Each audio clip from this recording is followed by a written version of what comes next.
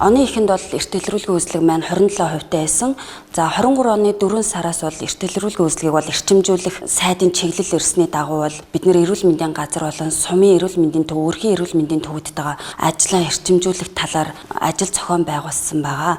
Мөн засаг даргын захирамжийн дагуу төрийн болон төрийн бас албан хаагчдад бол нэгдсэн эмнэлгийн зүгээс урьдчилан сэргийлэх үзлэгийг зохион байгуулад тэндээсээ насны ангиллаар болон төрсөн сараар нь төвөрлөн авчирч дэмжих төвдөрөө эрт илрүүлгийн үзлэгт бол хамруулж байгаа.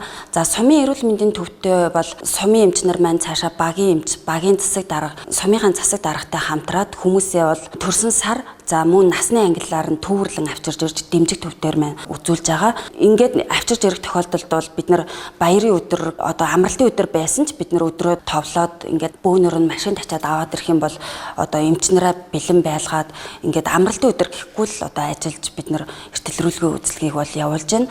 За ажлын өдөр ах юм бол дэмжих төвийнхөө ойчрыг зохицуулах ийм ажлуудыг бол хийгдэж сумын иргэдийг ирэхэд бол чирэгдэлгүй үзүүлэх тал дээр бол анхаарч ажиллаж байна. Ингээд эрт илрүүлгийн үзлэгтэй бол ард иргэд маань жил болгон орох шаардлагатай. Мөн насныхаа ангиллаар өрх болон сумынхаа эмч нараас бол урилгаан авчираад нэгдсэн эмнэлгийн дэмжих төв дээр ирж та бүхэн жил болгон ирж үйлчлүүлэх юм байгаа шүү. Баянглагч сумын эрүүл мэндийн төвийн эрт илрүүлэг үзлэгийн талаар мэдээлэл өгье.